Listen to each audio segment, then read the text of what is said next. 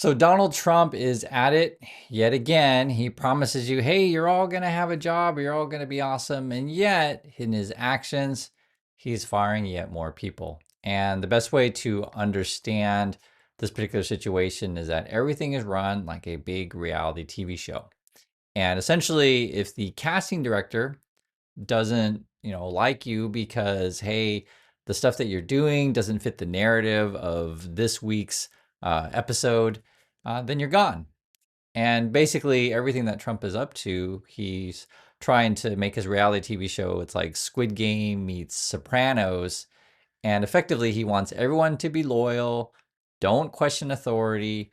And if you, again, break the narrative of his TV show, you're going to be wearing concrete shoes straight to the unemployment line. I mean, that's their goal. So this is the headline today, and it's frustrating to talk about this stuff, but you do need to hear these things because this has a real impact on your lives. What we're talking about today is FEMA, and basically 180 people over at FEMA are on administrative leave, however you want to phrase that. If you don't know what FEMA is, I think it's the Federal Emergency Management, agency. Basically, when your actual life is in trouble, right?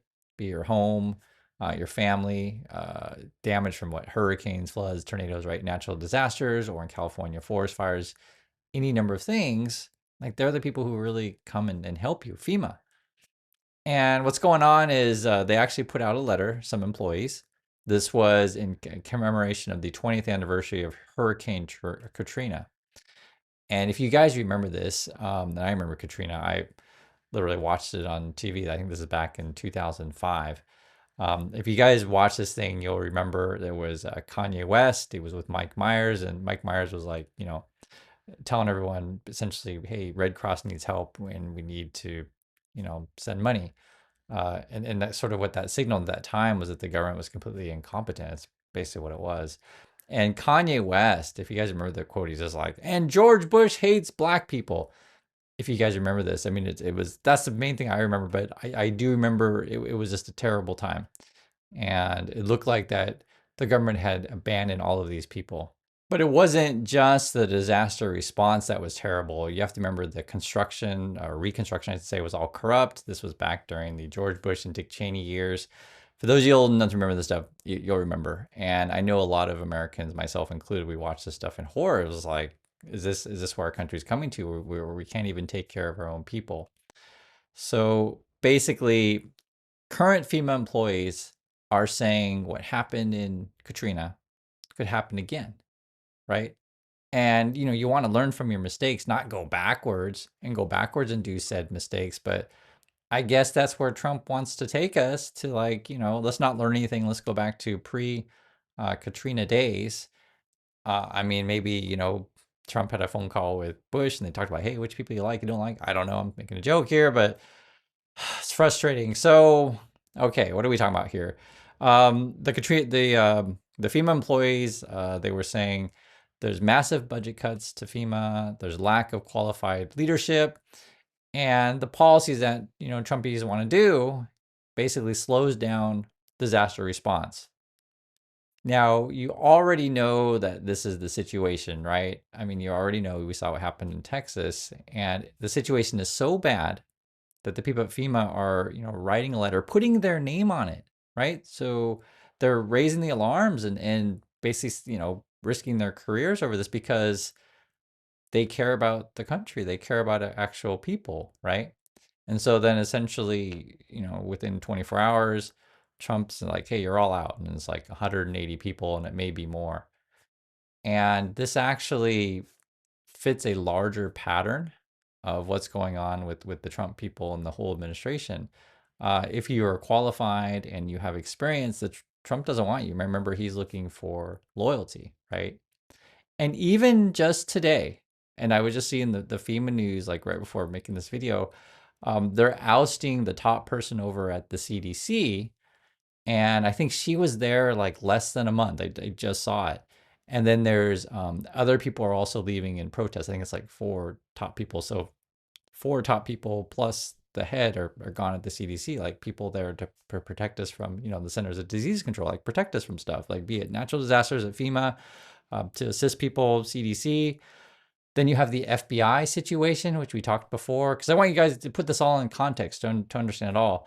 If you remember, that is, I think it's 5,000 FBI agents are going to be gone by the end of September. And then what the Trumpy people do is like, because they can't, get anyone now, because of, who wants to be involved with Trump's ICE stuff. They're lowering standards over at the FBI. I think before it was 18 weeks of training. Now they've lowered it to, hey, only 8 weeks of training. You don't need a college degree anymore. That's over at the FBI. And so the importance of the FEMA thing, and a lot of people too are always write in the comments. And guys, I read all your comments, so I understand exactly what you're saying.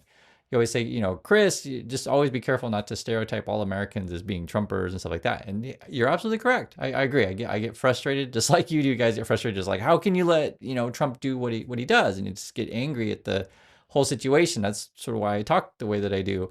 But it is always a good reminder when you see that people are speaking up. Say the people at FEMA are speaking up and saying, hey, we want to prevent disasters. We want to learn from our mistakes, right? The same way that people at the National Weather Service were speaking up. I think NASA is the same thing. Like agency after agency after agency of our best people in the USA can see what the Trumpy people are up to. And the whole frustrating thing about this stuff is it just fits a large narrative where, Trump wants to attack our institutions, wants to attack education. And the easiest way to describe it is like, send us into the idiocracy kind of world. If you guys saw that movie, and if you haven't, you should see it, because you're like, oh my God, this is like a documentary. I mean, it's a movie, but it feels like documentary. You'll kind of see where we're going or where we're at. But there are people speaking out in this one, and I'm particularly concerned about the FEMA thing, because FEMA helps everyone. It doesn't. It's not like about a red state, a blue state thing. It's like, hey, a tree falls on your house, just for example, or hey, the tornado goes through your neighborhood.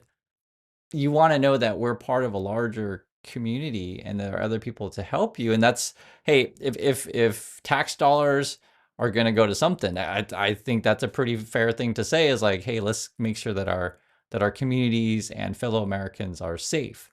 And let's make sure that people who are, effectively driving the car, right, have a driver's license and know where we're going, and, have experience of these kind of things. That I just, using the car analogy, I feel like the Trumpy people just like, hey, let's just throw away the keys. Let's fire all the drivers. And I guess we're just bringing AI to manage everything. And if you saw my last video, that is literally their plan. They had Melania all pushing this, hey guys, kids, let's figure out how we can have AI solve our greatest problems. That is literally what they're saying. And I'm just like, what the heck is this nonsense?